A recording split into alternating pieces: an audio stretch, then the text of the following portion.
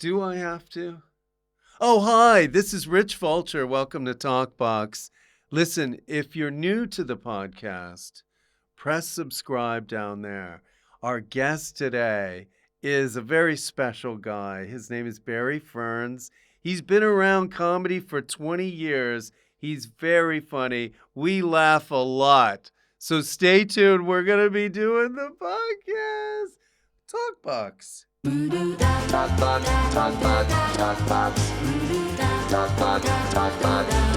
Rich Fulcher.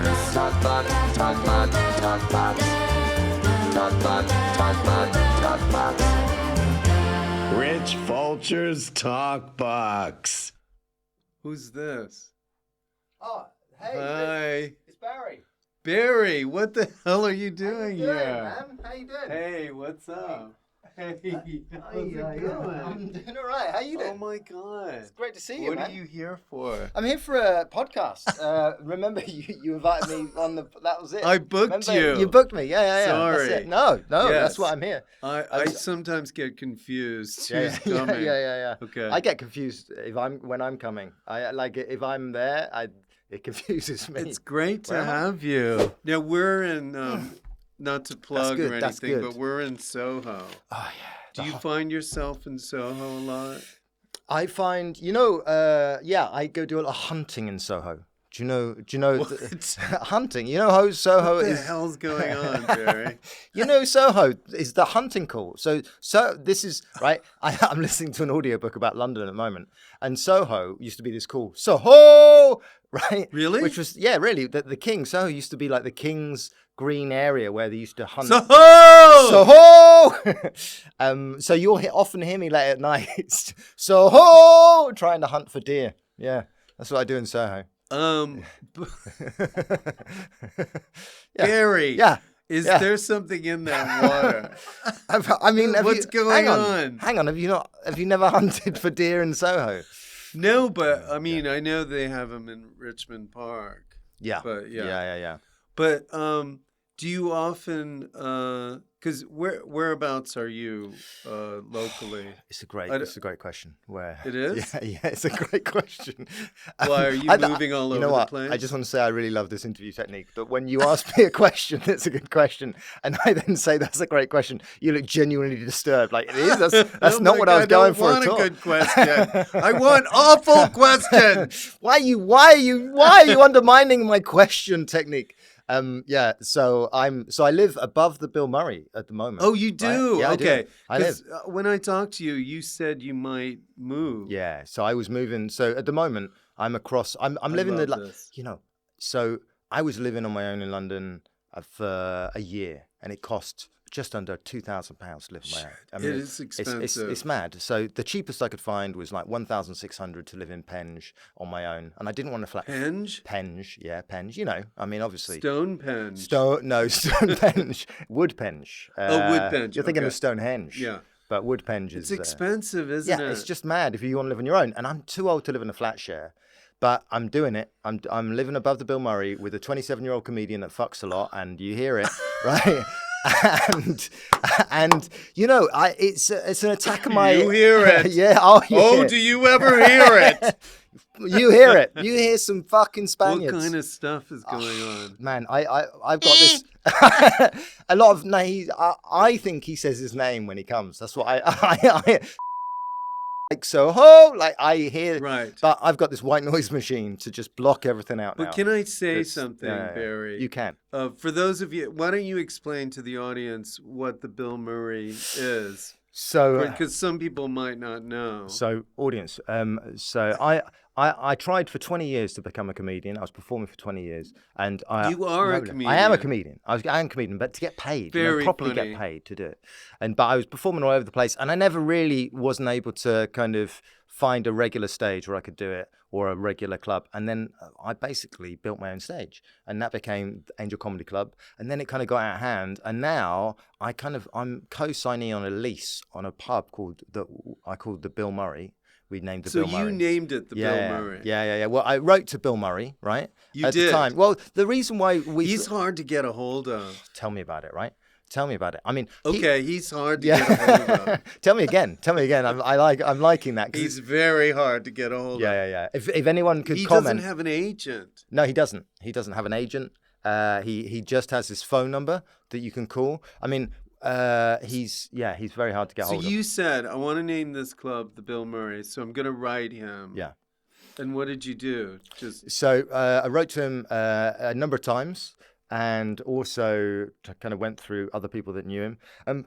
Just to explain, the reason why we called it the Bill Murray is because it sounds like a pub. So the pub used to be called the Mucky Pub, and we're like, let's call it a different name. But then we're like, okay, it's got to be comedy related. And the Bill Murray sounds like a pub. Let's go down the old Bill Murray, for a pub. Yeah. And we like the spirit of Bill Murray, that is kind of random guy that kind of, he's quite well known for kind of pulling little kind of fun pranks on people, and there's a playfulness to No, it's a great unexpectedness. Name. It's a great name. We thought, okay, let's see if we can get him to agree to it. But if he doesn't agree to it, what we'll do is we'll hack it and call the pub technically the Sir William Murray, the first Earl of Dysart, right? Okay. So technically at the moment it's named after Sir William Murray, who was Prince Charles I's whipping boy. Okay. Do you know what a whipping boy is? Not quite. I'm about to show you, Rich. I'm about to show you what a whipping boy is.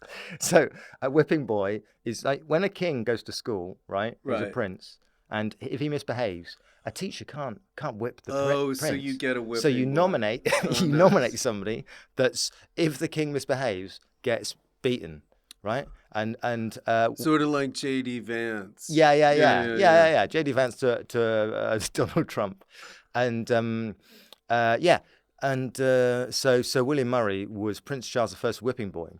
And this was something that parents would kind of like suggest their child for.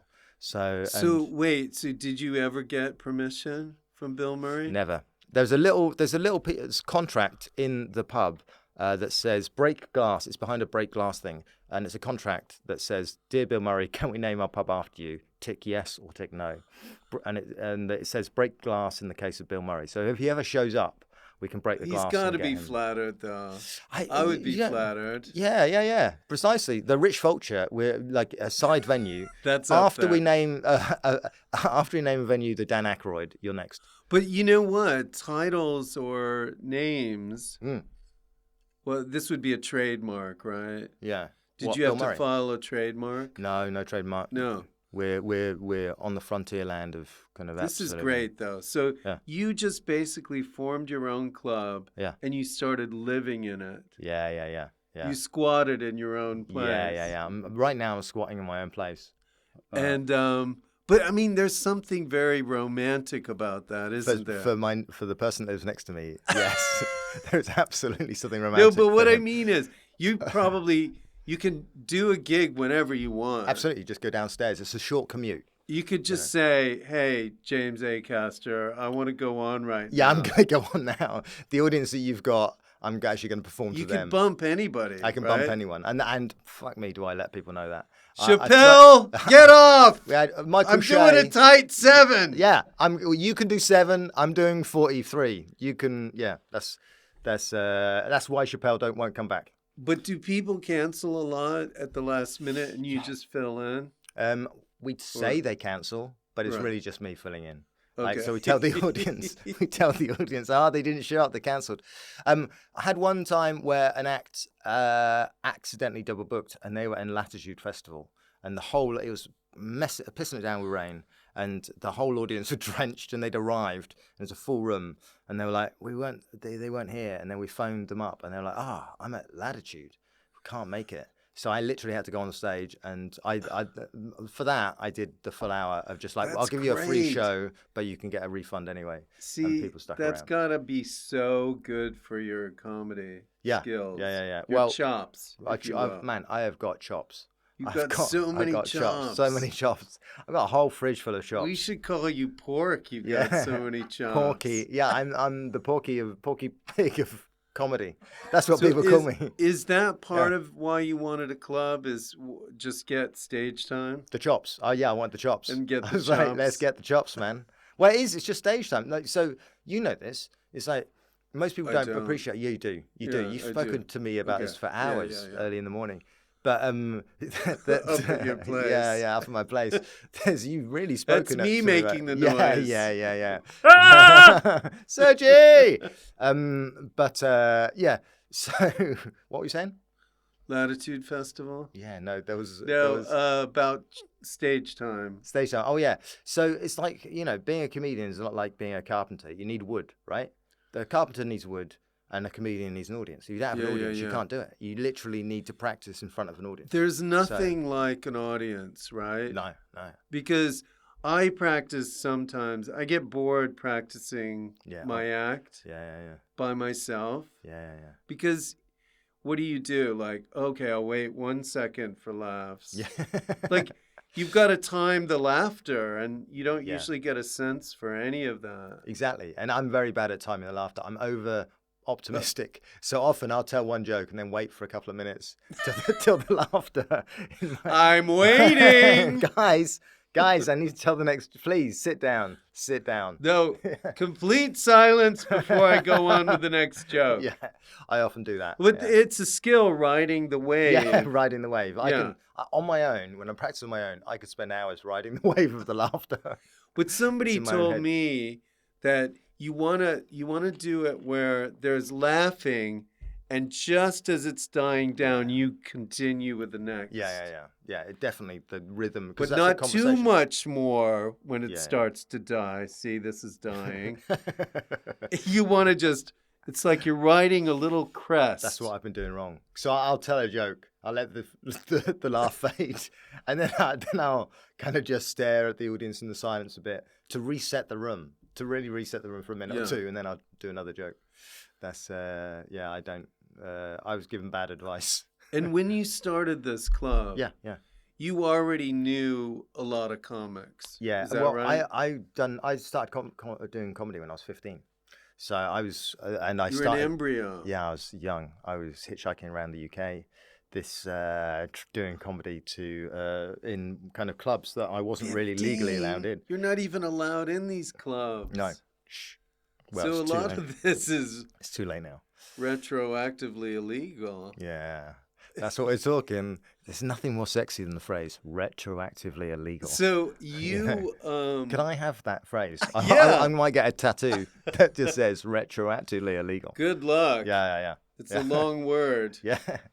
I've got long arms. But I'm just thinking 15, you must have really been into comedy. Oh, man. So I was I don't know when you grew up, what it was like. So, but when I was, I had no friends when I was younger. Like none. My mum and dad, my mum and dad were kind of quite isolated and they weren't that good with people. And I was just an awkward kid at school. So I found these. Where did you live? The Shetland Islands?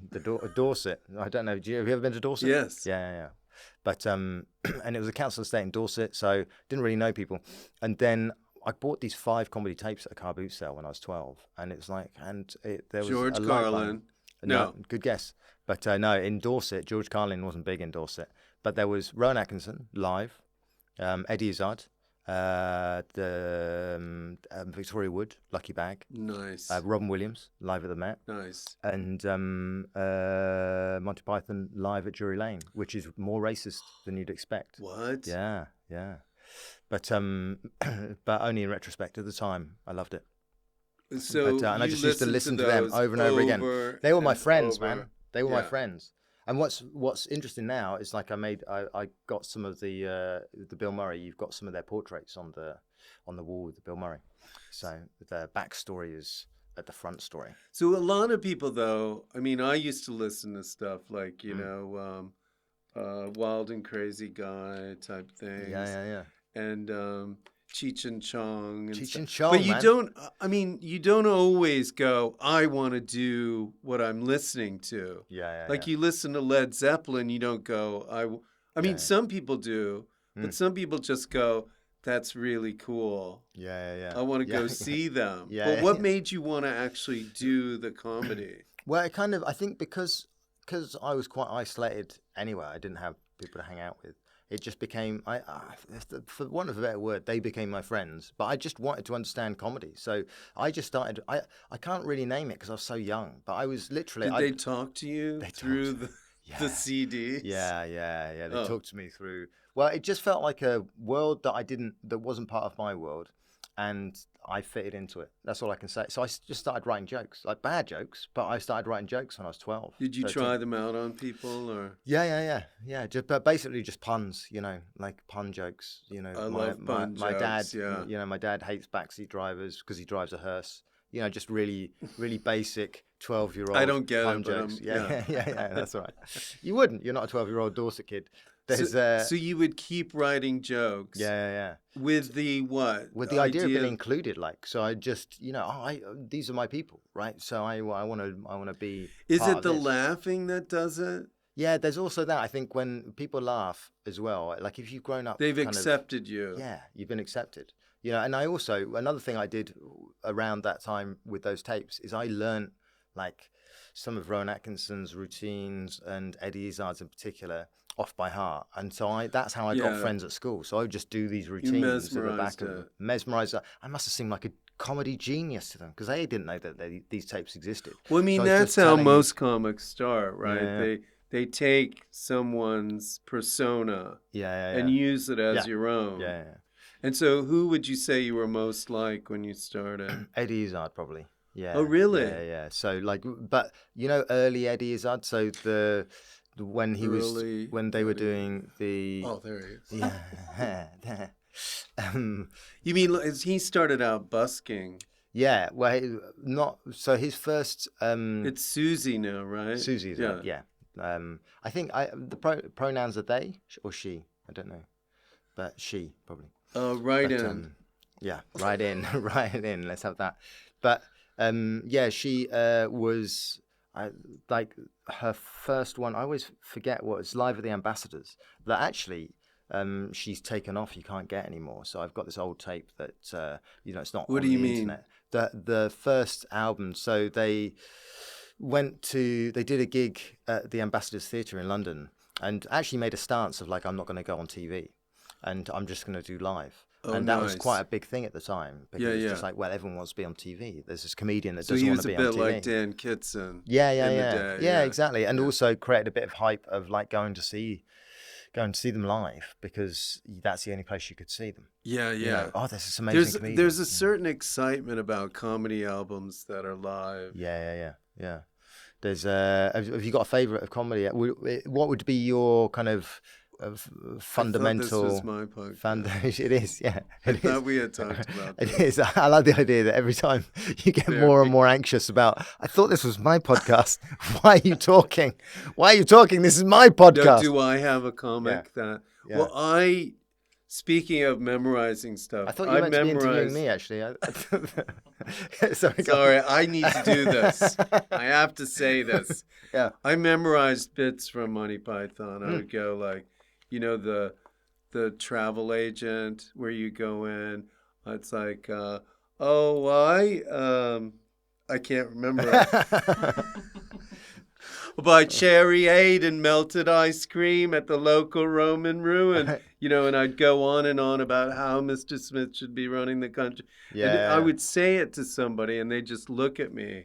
Yeah. And it would just be something that I would do. And the argument clinic, I memorized that with my friend, Steve Peck. Yeah. And so that was my foray, and I also did the Wild and Crazy Guy. By the way, that reference to travel agent. When you finally get to the half-built Algerian ruin called the Hotel del Sol, there's no water in the taps, there's no water in the bogs, and there's only a bleeding lizard in the bidet, and you can't sleep anyway because of the permanent 24-hour drilling into the hotel next door. Like it's basically a monologue that goes on. Torre Molina, complaining about the tea. Yeah, Watney's Red Barrel, and you can't even get a glass of Watney's Red Barrel because you're in Spain and the bloody bar closes every time you're thirsty. Which is all stuff as a 12-year-old you just don't understand, and probably as an American you don't understand. I didn't. But there's something hypnotic about kind of like the laughs are there and the words are there. The cadence and the way it flowed. Yeah. And the audience reaction to it. Same with Wild and Crazy Guy. Like Wild and Crazy Guy has some of the tracks. I liked the first side where it was the club atmosphere. Yes, exactly. I didn't like the big stadium as much. Yeah. Where he did King Tut and stuff. Yeah. It feels a bit too showy. I mean, it was right for the stadium, but those little bits where he's talking, what's that? Is that the one with the joke about the screw salesman? Have we got the screw sales people in? And he's doing this extended. I don't think about so. A joke. It's not that one. Maybe it's not Wild and Crazy Guy, but it's the hey. I remember when I had my first beer. Yeah. Which I thought was hilarious. Everybody did that. Yeah. At that point. Yeah. I still do it, which is a problem. Yeah. I'm gonna write this down. You do it. Well, you riff that out in the streets. Hey, I remember when I've had my first beer. Thanks. But how, in your opinion, how has comedy changed since then? I mean, I know the logistics of it in terms of, but live comedy is still the best. Comedy, isn't it? Well, stand up wise, yeah. But I think back then there was less knowledge about comedy, so it seemed a bit magical. Like, so people would turn up. I remember when I was doing my first gig. Yeah, it's like, how are they making people laugh? Like, He's talking and I'm laughing over and over again, and they're just making it up. There was really, people just didn't understand the fact that you could write and you do the same thing because it was so kind of like natural. It felt natural. So it was like magic. I think now it's like they've seen it before. Everyone's seen it before. Well, it's interesting because I don't know who said it. I'm sure it's been said a lot. Yeah. In music, they want you to do the same song that you like to listen to. But if you tell the same joke from like a special, they don't want to hear it. Yeah. They don't. Or you know what though? Some places, it's changing slightly. Is because there's so much out there comedically that often people will come and see these days people will see their favorite comedian on Instagram or somebody that they've enjoyed on Instagram, and they actually quite like seeing the hits because they're often bringing a friend and they're like, oh, that hasn't seen him. It's like, oh, do this bit. Why didn't you do that bit? Oh, I love it when you because they've forgotten it because there's so much stuff out there now. They've actually forgotten the bit. So it's like they've not listened to the comedy album 7 times and they don't know it in the same way. So you think sometimes comedians are glossing over the fact that they need to just stick with something for a while? Yeah, I honestly think that because most people have only, they've heard it once or twice. I think because there are a lot more comedians now, people are forgetting people's bits and they just want to hear the same bit a bit more. I honestly think should really be sticking with old bits. You should just be sticking with the classics, man. What am I writing new stuff for? Which I'm not anyway. But there's that thing of like, I really do see it. I see it at the Bill Murray and I see it at the gigs that I do. That now people have got, like, when you've built up the skill set of doing like a 20 minute or an hour show, actually you do that and you knock it out of the park, and that's like 15 years worth of work of being able to do that. How long does it take to get, like, say from scratch, you just step out of the house in Dorset to getting a really good 20 where you're proud of it, you could go on Jonathan Ross. I met Jonathan Ross in December, right? And he was coming for this charity gig, and I saw him coming along the road. I was like, "That's Jonathan Ross skipping," as Jonathan does. That's the only way he travels. And I started chatting to him, and I was chatting for a long time outside the venue. Did he know you? No, he didn't. Oh. I just said hello. This is But halfway through the conversation, I remember thinking he's very easy to talk to, right?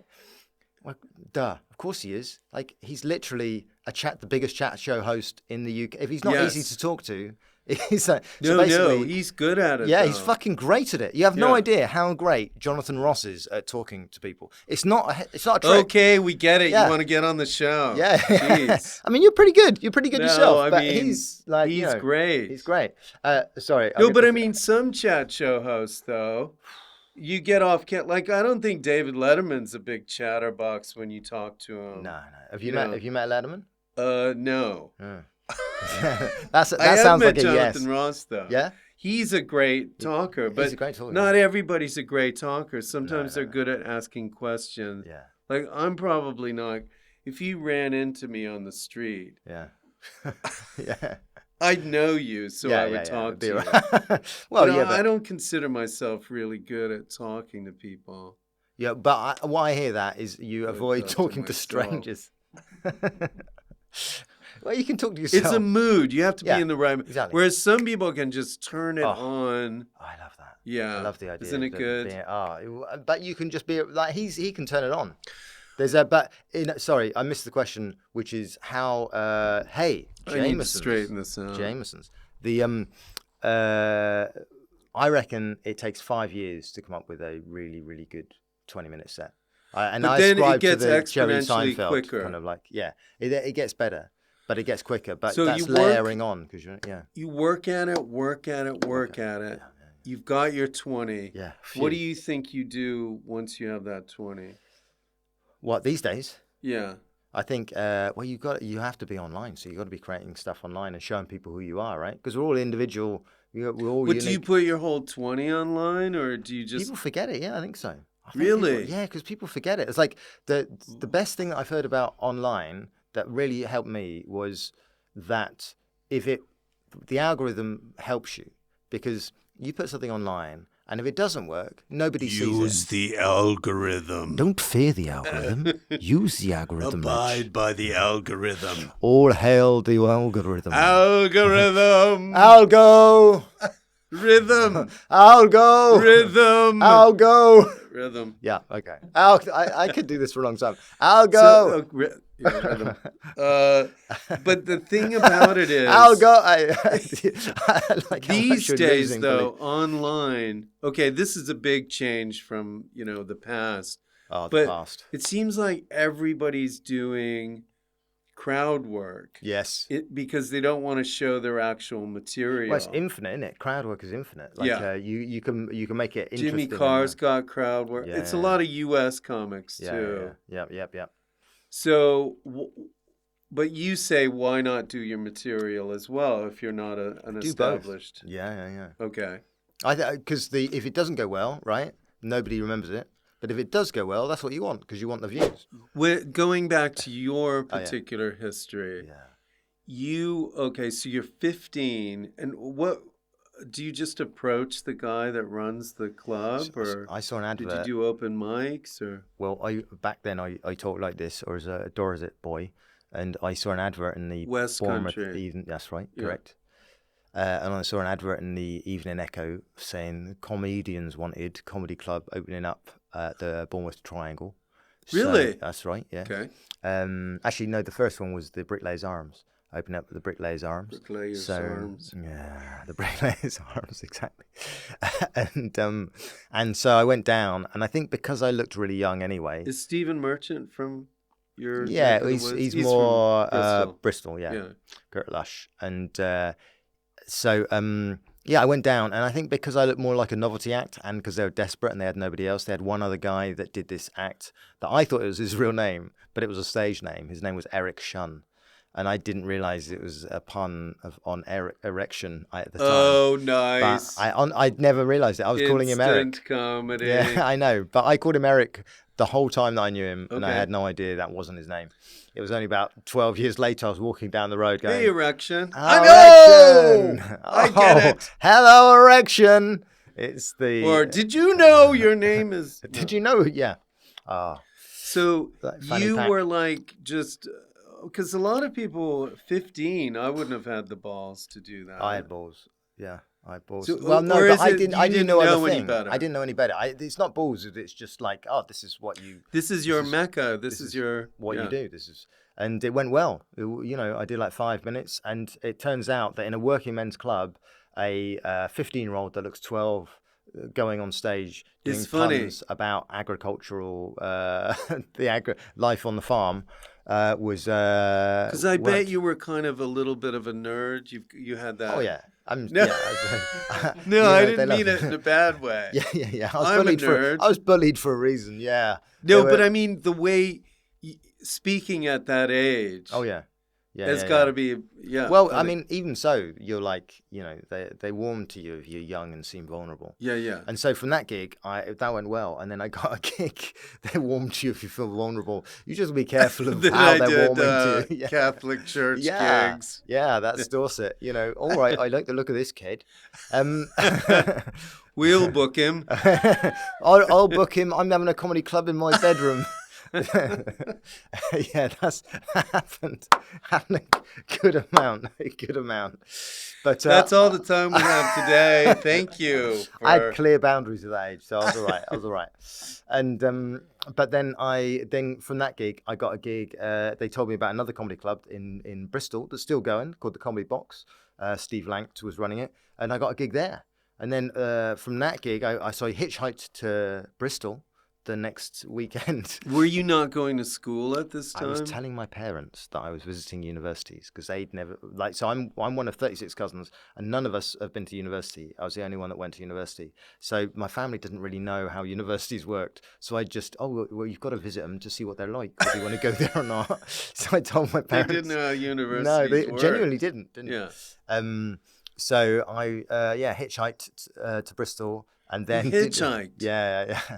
And then as a 15-year-old, I think I was 16. I just turned 16 for my second gig. It was around my 15th, 16th birthday. So you were getting gigs. I was. Well, the third one was paid. So from Shit. Bristol, I got the promoter, Steve Blank, said, "Have you got 10 minutes?" Because I'd done 5. And he goes, and I just lied and went, "Yeah, I've got 10 minutes." And he goes, "Wait, well, there's a gig next week in Midsummer Norton, and I'll pay you £25 to do it." So I'm assuming this is the 90s? This is the 90s. Yeah. So who was the big comic in those days? Jack D. Jack D Nice. had just started his show in Off the Curb 1992. comics. So Off the Curb had basically come big. So the big comedians around that time were Newman and Baddiel, the Mary Whitehouse Experience. Yeah. Remember that? And then Jack D had started his thing with Lee Lee Evans. Evans. And Joe Brand was just coming up, I think. Joe Brand. And obviously Eddie Izzard had done well. Lee Brand. Lee Brand. Joe Evans. Yeah. No, I'm just kidding. See what I did there? Russell Evans, yeah. And I think those were the main comedians. And, they were the next generation, the people that were doing stand-up. And so would they go to any of the clubs that you gigged at? No, but my second gig, Simon Pegg was the headliner. Third gig, Matt Lucas was, but they weren't. I remember when they were gigging, doing stand-up. Yeah, I did a festival with Simon. Yeah. And when was that? When were you? Because mid-90s. Yeah, mid-90s. What festival was it? It was in Australia. Oh wow. Okay, so like Melbourne. We were flatmates. Oh wow, we were nice. thrown together. Okay, nice. And I didn't know what was going on, like who this guy was, because I had never. This is so naive of me. Yeah. There was butter like laying out all night. What were you guys up to? Laid the butter out. You don't. Why is he laying the butter out? What was he hoping will happen? This is worse than my flatmate. It was Sean Combs. No, no. I wasn't I'm used glad to that. 15-year-old I me would was put it not in in the this flat. fridge. As an American, we put it in the fridge. Yeah, politely. So I asked him, like, why are you putting the butter out? yeah. And what all the better to. No. Well, anyway, hang on, but that's a whole did you fall out over the butter? No, we didn't fall out at all. We got along right. famously. Yeah. And how? And his stand-up is great. Great, yeah. It's kind of a lot of act outs and stuff. Yeah. Very funny. Yeah. But it's so interesting how would you categorize a lot of the '90s stand-up? Well, I think there's a lot more. Is that a bad question? Variety there because people were making it up as they go along a bit more. They weren't copying a formula. I think back in 2000, there was a lot more stand-up suddenly on TV, and you had people kind of impersonating each other a lot more, I think. But back then, it's like this is the way to get on TV. This is what stand-up looks like, and this is the way to get on TV. Whereas back then, I really felt like everyone was hugely different because everyone's a bit of a misfit and they were doing it not because there was a career path, because they couldn't see a career path. They were doing it because this seems like it is who I am, and this is what I'm meant to do, But in a way, ultimately, we've gone full circle because there's so much out there. The ones that are their individual selves are the ones that cut through a lot of the butter, for want of a word. Sorry, I keep mentioning butter. But I do. I think this should be your podcast where you always got to butter out here because it's quite a warm room. So when the butter melts, I've the podcast already is gone over. through the whole. We had a whole slew of episodes where I was coming up with a name. Yeah, the butter podcast. No. Yes. One was Brown Noise, but TalkBox is the name of the... TalkBox, okay. Yeah. There's can you promise Butter me one box. thing, though? Butterbox. Could you promise me one thing? If you do interview Simon Pegg for the podcast, could you make sure that you have the butter there? Yes. And outside. I will. I'm going to talk about the butter when I get them on. I think will get you on, Simon. I haven't asked you yet. I'm sorry I haven't. Simon Pegg, you have questions to answer about butter. There's Rich's a lot podcast. of stories. We had a lot of adventures. Yeah. Or any that weren't related to dairy. Anything that was no, it's all dairy. It's all dairy adventures. Surprisingly. What did you get up to, Simon Pegg, in Australia? We did that. Yeah. I think that's an alert from Simon Pegg's agent. If you didn't hear that. No, we would just like you can't mention the children. No, one of them was this song. You remember How Bizarre, How Bizarre? Yeah. We would always do this dance. How bizarre, how bizarre. Da-da-da, da-da-da, da-da. Yeah. And then I think it got to the point where we challenged each other. Like, if any one of us was in the audience watching our show, we had to somehow weave that into the show. Nice. And I did it once. It's funnier back then. It was funnier. You could mess around more, and there was more of other people doing it, so you could play around with the other acts. Well, because now it's so career like there's a path, right? Yeah, and everyone's on the fucking path. Everyone's on the path to survive. I think it's serious because you have to survive a lot more. Like, it's harder to just survive. Like, I was talking to Arthur Smith. And Arthur Smith has done loads of Edinburghs. And, you know, back in like 1983, he had his rent paid in Edinburgh by the DSS because he was like, oh, this is for my career. I'm going up. There were only 5 people. There were only 5 festival, people. then. Exactly. You know, when I first time I met Eddie Izzard, when he first started Edinburgh, there were so few people. His advice for me at Edinburgh was, and what you've got to do is you've got to make sure you get your own poster. And but he was an innovator. He did, like, when he was doing it, he was the first person to get posters. So he was like, buy up all the trees so you can get your own paper. Yeah. No, it's true. Like, when I first did it, I thought, we've got these stickers we're going to put all over the place. Yeah. And that's what's going to get people to come to the show. Stickers? Where are these stickers from? These have got to be good comedians. No, but in a way, you almost have to have that naivete. Yeah. Like, I wouldn't do that now. No. But you almost have to go through that process, right? Yeah. Whereas now, I think a lot of people are a little bit more like, I've got to do this, get my 10, go submit it to this, do this, Yeah. karate chop.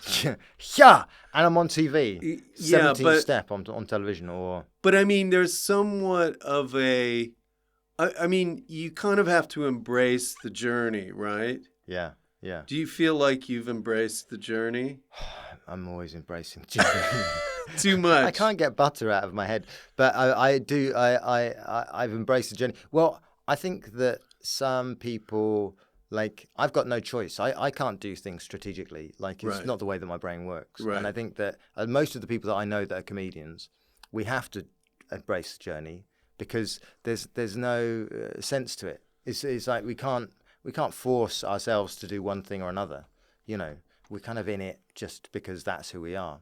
Whereas I think strategically, there are some people that can act strategically. Like, I'm going to do this, I'm going to have my 20, then I'm going to get this agent, then I'm going to, you know, kind of position myself as this kind of comedian, and I think there are people that can think strategically like that, and power to them. But I don't think it necessarily. I can't do that. Well, I suppose there's so many to comedians. There's no real archetype anymore. Like, this is the typical. Like, some are very career-oriented, and some are not. Some are just sort of like, I'll just see what happens. I'll see what happens. I love it when somebody's just doing something, and it just catches on. And they're surprised. Like, I don't know who that would be. Like, no, when you watch a new comedian you've never seen before, how long into the act can you say, can I watch? This person has what it takes? I don't know. What do you... I can't tell. I can't tell because there are too many variables. Like, I can't even tell about my own bits. Like, when I'm writing stuff, like if it works the first time, it's just a bit. Sometimes it works and then it doesn't for the next 4 times. But I'm like, there's something there. And other times it doesn't work, and I'm like, throw it out. I can't even tell. A bit is so hard because it's like science in a way, because the variables have to be the same. Like sometimes it's like, oh, it was a small audience, or oh, I mispronounced that word. You have to almost figure out what it was that went wrong. And was it the thing that went wrong a technical thing, or is it just the body of the joke? Yeah. I remember going. So in Edinburgh, it's good for that because it's 25 gigs in the same room, right? It's great. Like, in fact, Edinburgh was the first time I met you. So you did my gig on Arthur's Seat in drag. Huh? Yeah. You had this thing on Arthur's Seat. Yeah. What was it? Tell I'd the forgotten.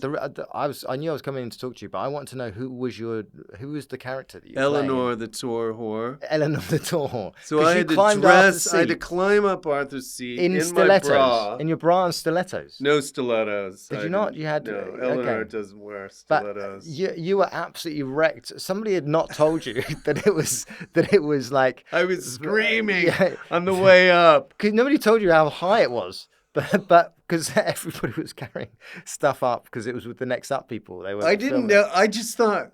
For some reason, I thought it was the name. I didn't know it was actually fucking on Arthur's Seat. Because you had to climb up it. Yeah, and you were absolutely destroyed. I remember you being on your knees in this full drag. It's like you hadn't even bought a change of clothes. You put the makeup on and it was running out of your face. And you're like, nobody told me it was up a mountain. Like it was the commitment to the act, to the character was incredible. Oh, thank you. Like it was just and it was great. But that was the first time I met you. I was like, this guy's commitment to a character that he's doing is beyond Eleanor the tour should be committed. I mean, commitment. Yeah, committed. But what I remember is you had the frame of a door, and you would hold it up, and you'd have to walk through it. Yeah. I used to have to. I carried the door up there every day at the festival. How you did all that? Yeah, I've not got cartilage in my knees anymore. But I was like a mountain goat back then. I just used to spring up the top of the. Yeah, and sometimes it rained, it pissed it down, it just absolutely. But I had to go up and do it when on the years when it was the days when you had a lot of energy. Oh, too much energy. I had too much energy. Now here's one thing though about comedy. Now there's a load of comics that go up to Edinburgh. Yeah, and sometimes, like a well-known comic will come back, fill up a venue, and then all the little-known comics. The audiences will go to that big name comic. Yeah. So it won't be as, you don't get any juice as much. Yeah. Is that right? They suck up all the all the audience into their, who would you rather see? Would you see somebody that you've seen on TV and you know is funny, or you want to see somebody that you've never seen before and might not be funny? Well, see, this is where commerce comes into play, because it's like I like this commerce. We're talking about commerce. Finally, we got into the main piece of the podcast. Come on, yeah. This is where the business people sign on. This is where fucking commerce comes in. Oh yeah, baby. Commerce. Commerce. I like. So they want to make money, right? Yeah. But also the thing that made the festival is the vibe it had. Yeah. That anything could happen. Like Just for Laughs was sort of like that. Yeah. Where was it? There would be a sense that whoever did a gig there could come back with a TV deal. Yeah. Yeah. Or with Edinburgh, it was like the person that won the award might do something and get. Yeah, it had real stakes and real kind of like it could have a real effect. I mean, I remember that about Just for Laughs, seeing Dave Chappelle. Like you'd get these things on Channel 4 where you get a rundown of it, and you have the best acts that are on. And like the showcase shows, I remember Lee Evans doing the most electric 5-7 minute set that I think Yeah. there's ever been written. If you ever saw him early days, that opening kind of 7 was incredible. Yeah. And he got a movie deal out of it, pretty much, because it was like the whole crowd were just going. He was head and shoulders above everyone else. Likewise with Dave Chappelle. It's the first time I saw Dave Chappelle as well. Yeah, Like yeah. that. But it could really totally change somebody's career. And I don't think there's any of that now. And it's the same with Edinburgh. You had these people that if you won the award, you would get the TV deal. You would get a Yeah, like Steve Coogan won Yeah, it yeah, one yeah. year, and I think now it's like you're hard pressed to name the last 5 people that won it. Yeah, I mean, you yeah. could probably do it I mean, I could. because you're a nerd. I'm just you kidding. You've got a life. Very. I love the way No, you say. I'm I love just the way kidding. you say I'm a nerd, as if it's not an insult. That's not an insult.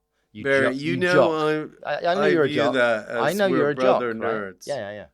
Brother nerds. That sounds like the most terrifying monastery I've ever heard of. Brother nerd, come in.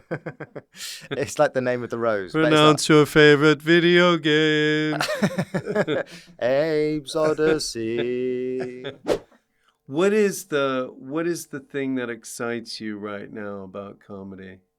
Like for myself, I'm taking a Yeah. show to Edinburgh, so I'm doing a show. So I Plug away. I went bankrupt through going to Edinburgh. So I got into debt from those years of taking shows up to Edinburgh. And Why? Because I'm an idiot. But nobody makes money. But nobody makes money, and I just presumed that the only way that you can make it as a comedian, and it was true for a time, is to go to Edinburgh and show people that you can do it. Yeah. To actually, and I thought there was no other way. I believed that I should be, I wanted to be a comedian, that I could be a comedian. Yeah. And so I took a load of shows that were critically successful. They got some great reviews. Great. And people came along and enjoyed it, but I just lost money. And so I kept going up, going, oh no, but this year I'll make it. This year I'll get some, outcome from it. And I just got more and more into debt and ended up going That's bankrupt. the definition of insanity. Yeah. You're doing Yeah. the same thing. And expect a different outcome. Yeah. You know. But no, I know the same. I have the same. Just keep going. But you got to keep going, right? Yeah. It's the journey. We've said it. You have to embrace it. And so I'm excited at the moment because I'm doing a show about. I changed my name by deed poll to Lionel Richie that last year out of an extra as an What extra. last year? The last year before I went bankrupt, I changed my name by deed poll to Lionel Richie. So I lived 7 years of my life, in fact, as Lionel Richie. Are you serious? Yeah. I was Lionel Richie in fact, when we met, I was Lionel Richie. Now, what made you choose Lionel Richie? Because Lionel's funny, isn't he? I mean, have you seen any of his output? Like, firstly, you've seen the video to Hello. Dancing on the Ceiling, I've seen that. Yeah. He exists in another world. I quite like those characters, like David Hasselhoff and Lionel Richie, that don't tend to have a sense of self-regard or kind of like neuroses. They're just like, I'm who I am, and I'm great, aren't I? And there's something about I don't know if you've ever read David Hasselhoff's autobiography. No. But at the end of the autobiography, he's got he's verbatim a 7-page word from somebody with Down syndrome telling him why he's so great, and it's just a love letter to David Hasselhoff. He printed in the book. That he just printed it in the back of the book, and gotta that read lack of critical self kind of I just love that, and Lionel Richie has the same thing. You can see him when he's singing. Like the video to Hello is an extraordinary. Confession of a stalker that's basically stalking somebody that's blind, and he's kind of like, it feels like it's romantic, but it's not. It's really threatening. So, but of all the names though, you chose Lionel Richie. Was it that you were stupid? He's over the top. He's ridiculous. He's a ridiculous man. Okay, so you wanted to pick an over the top character. Yeah. And so, what is it about? Once you did this name, did you demand to be addressed as Lionel Richie? Or? Yeah, well, I my passport was in the name of Lionel Richie. I banked and flew as Lionel Richie. My NHS number was under Lionel Richie. I paid tax as Lionel Richie. I did write to Lionel Richie and ask him if he'd changed his name to Barry Ferns, but he never got back to me. And I wrote again and again and again. That would be great if you responded. Yeah. Well, I thought that he'd respond to a letter literally addressed from him to him. I thought that'd be enough to get the open. But Are there wasn't. slides in this show? There are Oh, slides. I can't wait. So yeah, there's also I've got stickers. So you're talking about stickers in Edinburgh. I had these stickers that said this belongs to Lionel Richie, and I just stuck them all over Edinburgh. That's why I ended up kind of changing my name. What about people that? Because I have friends that change their names, Have you? but I still call them by their old name. They get mad. Go on, who? Did you get mad? No, but I don't mind people kind of calling me. At the time you could call me Lionel or Barry. That's fine. Really? Yeah, I was very chilled about it. Okay. Very chilled about it. All right. But what if you met somebody the first time? I'm Lionel. Yeah, I wouldn't probably say that I'm Lionel Richie because it leads to too many further questions. Oh right. Because you. But would you just say Lionel? You'd have no. What does that mean, Kenny? We're done 50. Oh right. Wow. Okay. Wow. But yeah, you can't go to see. You can't. I didn't remember my own suggestion to Kenny. Just like, It was like, why tell me when there's 10 minutes left. And then you go 10, and I'm like, what? What does that mean? What does that mean? Why are you flashing? Why are you What doing is this? Are the police here? Are we counting down to the moon landing? What are we doing? Yeah, Kenny, could you count down to the moon landing? Okay. By the way, I think yeah. it should be noted, Kenny is your producer as well on your podcast. That's right. Yeah, we share a producer. You know, Kenny. Kenny's also a comedian. Like everyone's a comedian or a podcast producer now. We're not supposed to talk about that. Are we not? Are we not? Why not? No, Kenny is a working comedian. He's a working comedian. He works around town. Oh, he's putting it about around town. Nude.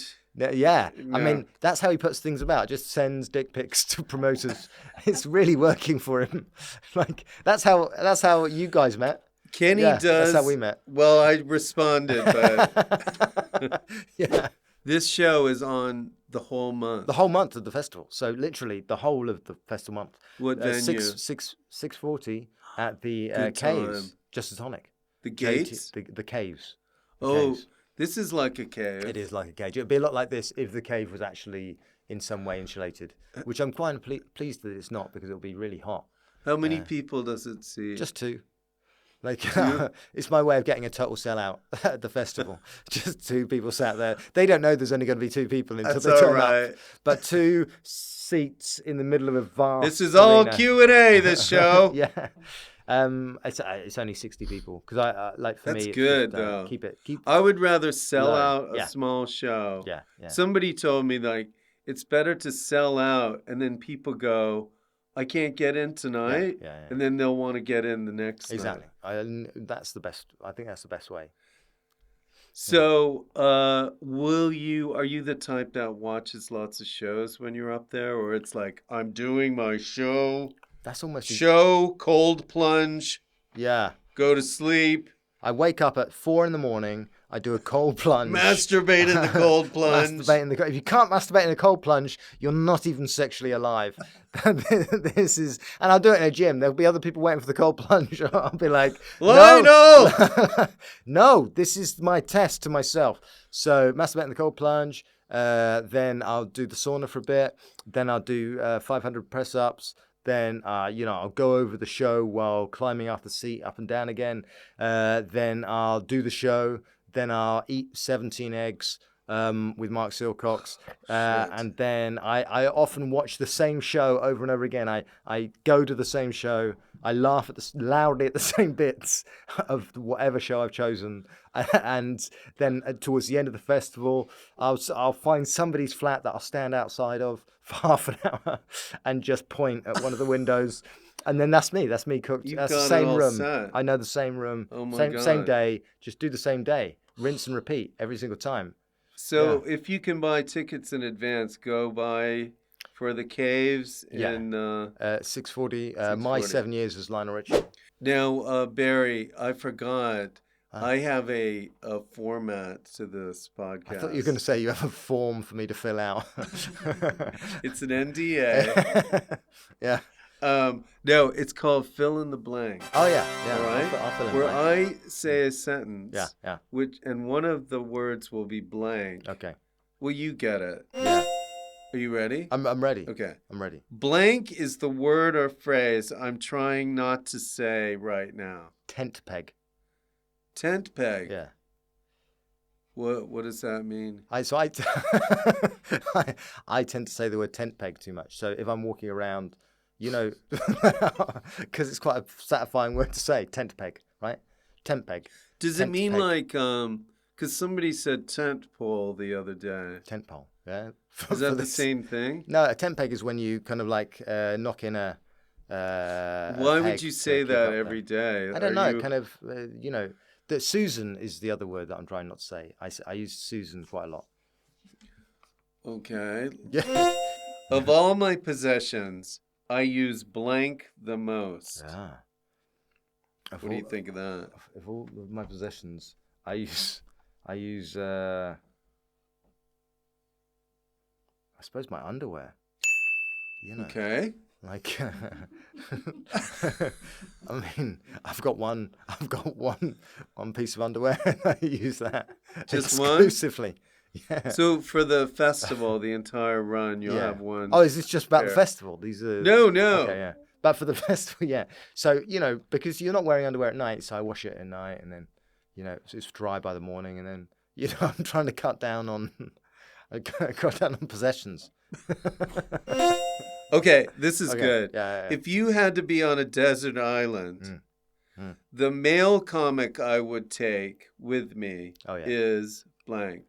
The male comic I would take with me is now you said one blank word that suggests like it's Bono, like one word, like no is blank meaning fill that blank. Okay. Baby. Well, I mean, it's got to be a male comic, otherwise it's going to sound. No, I'm going to awful. ask you female as well after that. All right. Because I think it has a different tenor if I'm talking about bringing a female comic to a desert island, obviously against their will, because this is my decision. But, you're reading a lot into this. Well, surely I'm talking about you're going to be with this person. I'd bring you. Oh, thank you. Come on. I'd bring you. But some people would go, I'd ask a comic that has skills with making tent pegs and stuff. Oh wow, okay. So, but don't say it. Who I think would be practical as a comic? I think Phil Nicol is quite practical. I think. Oh, I bet. Like I think, but you know what? Of all the people, I'd bring Tim Key. Oh. Yeah, I bring Tim Key. For the nice poetry by the campfire. Yeah, he's very chilled vibe. He's got a very kind of like he's a nice guy. He's very genuine. I think he'd kind of like. It's because you just saw that movie and he's kind of on an island. Yeah, but he's also like that.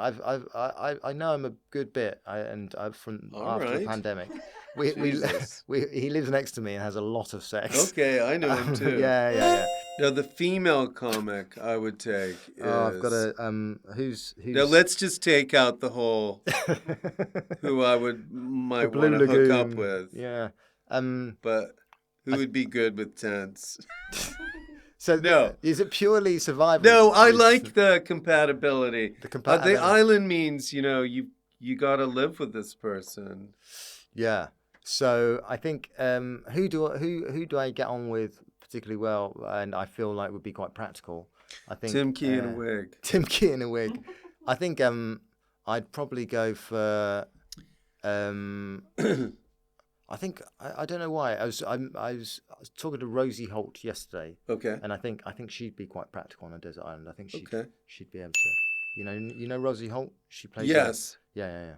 She plays a few different characters, and she's very versatile comedically. So I got a feeling she's quite versatile, kind of, with kind of building stuff and being practical. Okay. Yeah. Whenever I'm tired, which is rare for you. No. Oh no. Blank is the best pick me up. Yeah. My ADHD medication. It is. Elvance. Okay. Yeah. When I'm tired, my best pick me up. It used to be coffee, but now I just get anxious. Now it's like, you know what? I might be feeling a bit relaxed. I'd love to feel a bit more anxious. Now that's I don't think that's too relaxed. Am I too enjoying life? Oh no, I want to feel like everyone's out to get me. That's what coffee does for me now. So if I want to pick me up, you know what? I'd go for a cold plunge. I'd go for a swim in the sea. Oh, yeah, that's pretty good. Okay, this last one. If I could, I'd get everyone to stop blanking. I would, yeah. I mean, that's the answer in itself. Okay.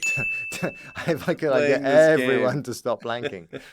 I'm blinking. No, that's, you know what? Fuck it. Yeah. If I could, Blinking. I'd get everyone to stop blinking. I like eye contact, Rich. I really like eye contact. And that moment where somebody blinks, it's an eternity for me. It's like a diss. Oh, it's such Yeah. a diss. Oh, man. So if I could, I'd get everyone to stop blinking.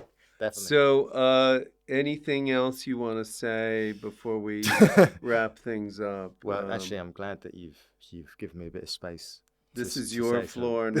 This to is say my whatever you want. This is my floor. Well, firstly, I want to say thank you very much for inviting me on this podcast. Thanks for coming on. And like, and if are you going to Edinburgh? No, I wish I were, Mm. but I'd love to come see you. Yeah. Are you doing your show? I loved your election show. Oh, Are you thanks. doing more of those? Well, maybe. Yeah.